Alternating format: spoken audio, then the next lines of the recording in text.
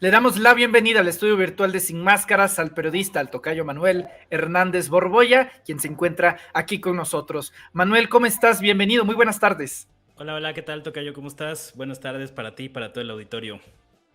Muy buenas tardes, querido Manuel. Bueno, pues tú ya también le entraste al quite del Reforma y se llevaron su respectivo tweet. ¿Quién está patrocinando a estas nuevas caras de un posible futuro, dice el Reforma, como Luis Donaldo Colosio Riojas? ¿A qué responden estas nuevas encuestas que hoy saca el Reforma, Manuel? Pues es el gran elector de Nuevo León, el Grupo Monterrey, un grupo empresarial que desde hace muchos años ha manejado la política de aquel estado, uno de los grupos empresariales más importantes del país, y que están pues tanteando, están viendo a ver, levantándole la mano a uno que otro personaje, a ver cómo reacciona la gente, a ver qué tipo de comentarios suscita, y están midiéndole a ver si les alcanza para a ver a quién lanzar, ¿no? Lo que a mí me llama la atención es que ahorita le están levantando la mano a un candidato o a un precandidato cuya trayectoria política pues es bastante pobre, por decirlo menos, ¿no? O sea, saltar de la alcaldía de Monterrey a la presidencia de la República, pues suena bastante complicadito, ¿no? No la tiene nada fácil Luis Donaldo Colosio Riojas, que también habría que preguntarse cuál es el logro más destacado que ha tenido en su trayectoria política, aparte de ser hijo de un connotado político, que también pues es recordado principalmente por haber sido asesinado durante la campaña presidencial de 1994, por haber pronunciado un discurso, pero fuera de eso, pues fue un colaborador del salinato, de las privatizaciones, de todo esto que pues, empezó a gestar la destrucción del país durante todo el periodo neoliberal y que por pues, esta situación tan lamentable como lo fue el asesinato de su padre, pues se volvió sumamente mediático y conocido a nivel nacional, ¿no? Entonces a mí me llama la atención cómo pues están tratando de inflar a este personaje de manera muy forzada y pues yo no sé si les van a alcanzar las fichas para intentar imponer un candidato como en su momento lo hicieron con Peña Nieto y toda la maquinaria televisiva. No veo que haya condiciones para repetir una cosa como esas, pero te habla también pues de la gran desesperación que tienen en el bloque opositor ante la falta de liderazgos que puedan competir rumbo al 2024. Entonces, pues yo lo interpreto desde esa manera, creo que están como tanteando a ver cuál les pega en una de esas. Ya ves que luego barajan algunos nombres y sueltan ahí el ballet folclórico o el nado sincronizado de la derecha O mexicana. sea, es un chicle y pega. Sí, sí, sí, están ahí tanteando el terreno, de repente sueltan a Enrique de la Madrid, de repente sueltan a, pues otra vez a Mid, a ver si vuelve a encender ahí las redes, y pues están tanteando, pero de repente lanzan a Lili Telles, de repente como que intentan con Cuadri, con Marco Cortés, entonces ahí como que andan encontrándole acomodo a ver qué pueden posicionar, pero pues ya era para que empezaran a construir al personaje, ya no les queda tampoco mucho tiempo, entonces pues a ver para qué les alcanza. Manuel, yo identifico una estrategia bastante bien elaborada porque algo que debemos de reconocer, no sé qué opines tú, es que Movimiento Ciudadano es el mejor partido político en México para venderse, para publicitarse. Estrategias en esta nueva era de la tecnología, no sé, desde la campaña de Samuel García, en la que cada tropiezo, supuesto tropiezo, lo supieron acomodar para posicionarlo en la campaña y luego ver el terrible desastre que se ha convertido Nuevo León en tan solo 7 meses de administración y en otras partes de la República. Digo, en algunas partes no funciona como en Quintana Roo. Ya ves que su candidato es José Luis Pech. Inventaron un eslogan de ¿qué onda o qué Pech? ¿No? O sea, de ese estilo de palabras que, como dices tú, chicle y pega. Pero con Colosio Jr., una estrategia realmente perversa. Y es que Colosio no parece hablarle, o su público, la ciudadanía que buscan, no parece ser la población en general, sino la nueva generación. Y es que yo creo que trata de apelar al voto de la lástima, ¿no? Que cada vez que le mencionen a su padre ponga una cara de ¿no? Sí, la nostalgia, apelando a la nostalgia, apelando al pasado, tratando de consolidar una candidatura a través de un legado, pues que lo siento, pero aún no le pertenece porque no tiene trayectoria política. Tú ves a Movimiento Ciudadano vendiendo en redes sociales a Luis Donaldo Colosio irremediablemente con la figura de su padre, es que es el hijo de Colosio, es el hijo del que iba a transformar a México. ¿Tú lo ves por ahí, Manuel, para los jóvenes? Sí, pues ya está echada a andar esa estrategia de marketing. Yo no veo a Luis Donaldo tan en la sintonía de lanzarse él, ¿eh? O sea, yo lo veo ahí más como arrastrado por las circunstancias y los grupos con los que se ha estado juntando, que sí traen pues una crisis de candidatos, porque digamos el candidato natural de Movimiento Ciudadano para estas fechas pues hubiera sido Enrique Alfaro, pero el pleito con López Obrador desde el principio del sexenio lo debilitó bastante y ya no se ha podido recuperar y dudo, pues ya cuando ves los números dudas mucho que se recupere, ¿no? Porque no nada más es la encuesta del Reforma, hay muchas otras encuestas que uno hay que irle dando seguimiento, para ver cómo están moviéndose las aguas, ¿no?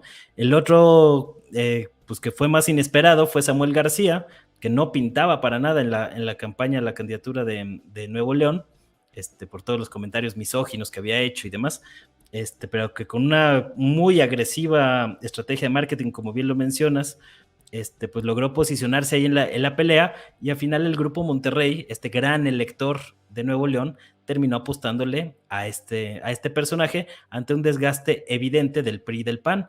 Y es curioso la situación de Movimiento Ciudadano, porque yo creo que buena parte del éxito o del crecimiento que había tenido Movimiento Ciudadano en los últimos años como partido político era precisamente posicionarse como una alternativa a esta dicotomía entre el bloque morenista y el bloque del PRIAN, ¿no? Ellos estaban tratando de jugar en medio. Recordemos que Movimiento Ciudadano o Convergencia, pues nominó a López Obrador en 2012 y en 2006. Entonces, digamos, durante mucho tiempo estuvieron como impulsando una agenda progresista que les empezó a dejar algunos dividendos.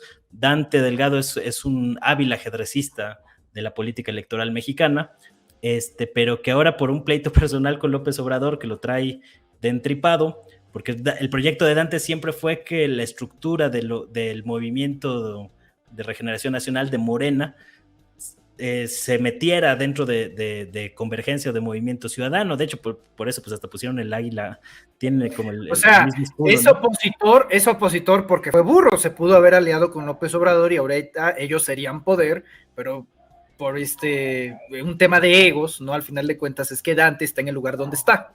Sí, hizo berrinche, hicieron berrinche los dos, porque también López Obrador se mandaron a volar. Y a final de cuentas, pues cada vez la agenda de Movimiento Ciudadano pues es más difícil de distinguir de la del PRIAN, ¿no?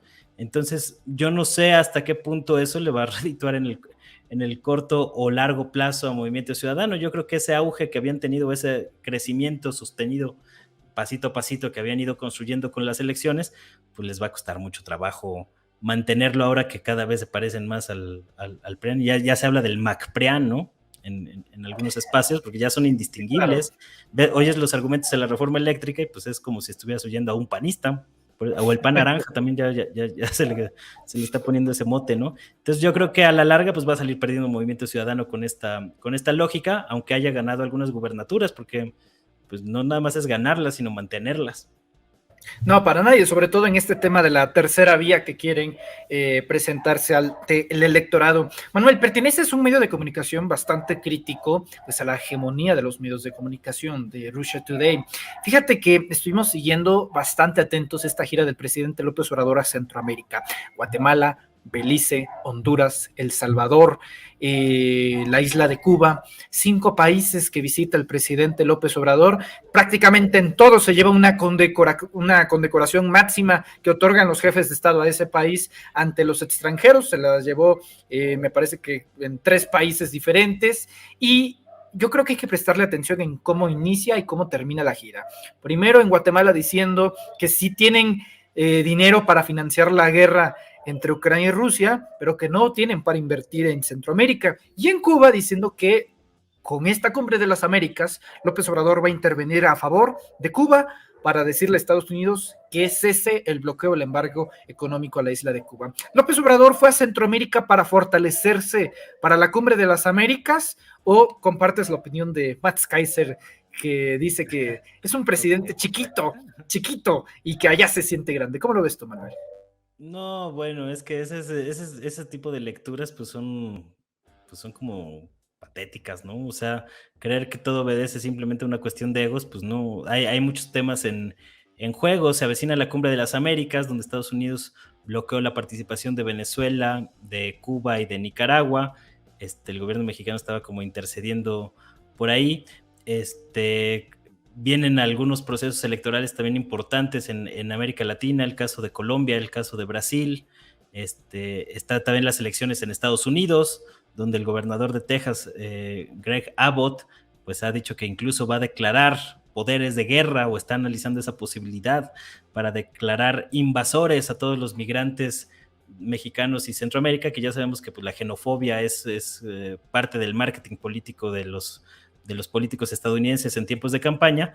Y pues López Obrador empezó su gira pues respondiéndoles con los Tigres del Norte, ¿no? Que fue un discurso bastante poderoso, la canción que eligió para responderles, y te habla mucho pues de ese sentir o de ese proyecto geopolítico que está construyendo también López Obrador y que le está dando resultados, porque digamos los gobiernos anteriores, durante todo el prianismo, durante toda la época neoliberal, pues habían estado como muy ávidos o muy entusiastas de ir a visitar países de las potencias occidentales, de las potencias colonialistas principalmente, ¿no? Ahí veíamos a personajes como Peña Nieto, Luis Videgaray, pues ir a ofrecer el petróleo mexicano a medios como el Financial Times en Inglaterra, o a invertir grandes cantidades de dinero para que los pisotearan, porque pues realmente a eso iba, ¿no? A que pisotearan a la figura presidencial mexicana, pues con crisis de legitimidad, obviamente, después de 2 fraudes electorales. Y López Obrador lo que está mandando el mensaje es que él no necesita ir a estas grandes potencias hegemónicas para hacer una política internacional, es decir, está construyendo desde abajo, lo mismo que ha hecho a nivel nacional, visitando pueblo por pueblo y demás, lo mismo está haciendo ahora a nivel latinoamericano. Empezó una gira interesante por Centroamérica. Yo estaba revisando los datos y sí ha habido otros presidentes mexicanos en épocas recientes que han visitado algunos países centroamericanos, pero yo no recuerdo que una gira por Centroamérica haya causado tanta expectativa por todo lo que se está jugando, y a final de cuentas porque Centroamérica se ha convertido también en un tema de discusión muy recurrente en términos de la política migratoria entre México y Estados Unidos, ¿no? Entonces hay como varias aristas del problema, no nada más es una cuestión de ego. Si todo lo quieres reducir es que el tipo es un ególatra y quiere que le aplaudan, pues bueno, pues es que pues por eso los análisis a la derecha le urgen buenos analistas, porque están cegados por sus prejuicios, por su odio de clase, por una serie de circunstancias que pues los tienen muy erráticos, y por eso andan buscando todavía candidato para el 2024 y que nada más no lo encuentran, ¿no? Quién sabe si lo vayan a encontrar o a ver con qué nos van a salir de última hora, pero sí les hacen falta analistas más serios, ¿no? O sea, que por lo menos les digan por dónde va la cosa, porque están completamente desorientados.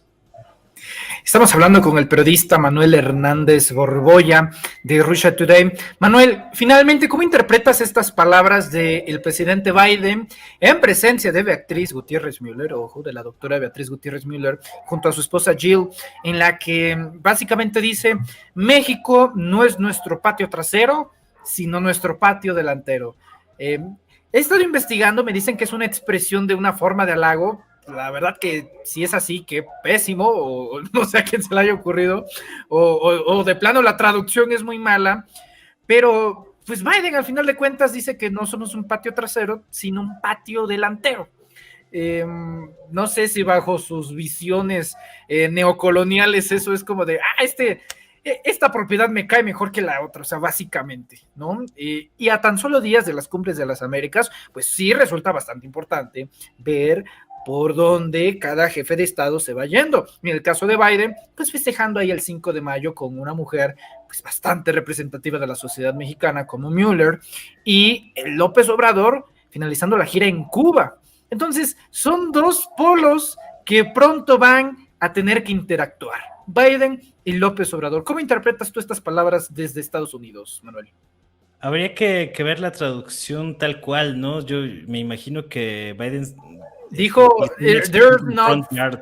Ajá, que no era nuestro backyard, sino que era nuestro front yard. Eso es lo que dijo Biden. Sí, que de hecho ya ha utilizado también esa expresión para referirse a América Latina, que es un desastre, por supuesto, la expresión, ¿no? O sea, Biden es un desastre de comunicación política, lo hemos visto pues en varios videos ahí como perdido, al terminar sus discursos, muy errático, molesto con algunos periodistas por el conflicto en Ucrania, entre otros. Es un desastre en comunicación política. Y digo, que te digan a manera de halago, que no eres el patio trasero, sino el de adelante, pero sigue siendo parte de la propiedad de, de Estados Unidos, pues es completamente, te habla muy bien de la idiosincrasia, de la manera de pensar de esta gente, ¿no? O sea, que siguen viendo a México y América Latina como parte de su propiedad, de su front yard, de su patio delantero. Entonces, pues el germen colonialista no se les quita. Lo que pasa es que ahorita están entrando en una crisis por el derrumbe del modelo neoliberal, que yo creo que no han medido bien esta gente de la Casa Blanca y demás las implicaciones geopolíticas que van a tener todas estas cosas, ¿no? Y de manera muy errática, en cuanto empezó el conflicto en Ucrania, de manera más notoria con la invasión de Rusia hacia territorio ucraniano, en respuesta al asedio de la OTAN, el tema de las armas biológicas, que pues, se ocultó completamente en la prensa gringa y en la prensa hegemónica occidental, todos esos temas pues les van a pegar de vuelta de alguna manera, ¿no? La credibilidad que están perdiendo es brutal. Vimos, por ejemplo, al principio de esta crisis, pues cómo le habló Biden o la gente de Estados Unidos al Nicolás Maduro, el presidente de Venezuela. ¿Qué onda? ¿Dónde estás, perdido? ¿Cómo andas? Y ahora ya otra vez están reconociendo a Guaidó. Es decir, es un desastre, es bastante errática la política exterior estadounidense, que si bien pues siempre en los últimos 100, 150 años se ha caracterizado por un matiz imperialista bastante marcado, pues antes por lo menos creo que tenían más pues, jugadores más hábiles a la hora de tirar los dados y mover fichas en el tablero geopolítico. Hoy yo los veo en una crisis fuerte, estructural, Estados Unidos, que se manifiesta también pues, con el posible regreso de Donald Trump a la presidencia estadounidense, ¿no? A pesar del cerco mediático que le han impuesto. Entonces creo que muchos de estos comentarios pues hablan de un liderazgo débil, como el de Joe Biden. Falta revisar cualquier encuesta de aprobación para ver los bajos índices de aprobación ciudadana que tiene Joe Biden, y pues esto es consecuencia de cómo las élites globalistas lo impusieron con calzador ahí para tratar de quitar a Donald Trump, cuando no tenía arrastre popular Joe Biden. Entonces pues la consecuencia es un liderazgo errático, débil, que no ha podido cumplir con sus promesas de campaña de ser el presidente de los migrantes, no está invirtiendo o no está cumpliendo con su palabra de invertir en Centroamérica, están muy metidos en el conflicto bélico en Ucrania, y pues y con niveles de inflación altísimos para un presidente estadounidense, porque recordemos que la hegemonía del dólar les permite no generar inflación, a pesar de que impriman miles de millones de dólares, ¿no? Que tiene décadas esta hegemonía del dólar desde los acuerdos de Bretton Woods, o sea, tiene años. Pero en los 2 últimos años, con la pandemia, imprimieron una cantidad de dólares brutal que ya se ve reflejada en la inflación. Pero para que esa cifra ya se vea reflejada en la inflación es que está en una situación bastante grave la economía estadounidense, y eso le puede pegar a Biden. Yo creo que debería estar más preocupado por la situación interna que por lo que está ocurriendo ahorita en el exterior, ¿no? Pero pues es un liderazgo errático, y yo creo que ese va a ser el tono de su mandato, los 4 años. Correcto. Mi querido Manuel, como siempre un privilegio y un placer hablar contigo, buenos análisis como siempre, pero comentarios muchísimo más mejores y virales. Por supuesto que en tu cuenta de Twitter y en donde te vemos, te leemos y te escuchamos. ¿En dónde te podemos seguir, Manuel? Pues ahí estamos de tiempo completo en el Twitter, @Manuel H. Borbolla, y estamos también en YouTube de lunes a miércoles a las 10 de la noche. en el canal que lleva mi nombre, Manuel Hernández Borbolla, y también en Facebook, ahí estoy subiendo ahí de repente cositas como esta famosa encuesta del Reforma y demás para que se utilicen más como marketing político que otra cosa, ¿no? Pero hay que estar atentos cómo se van moviendo justo también marketing, grupos y demás. Muchísimas gracias, Manuel. Te envío un fuerte abrazo y mucho éxito. Cuídate, hermano. Muchas gracias, igual un saludo para ti y para toda la audiencia. El periodista Manuel Hernández Borbolla entrándole sin máscaras. Échale, Adri.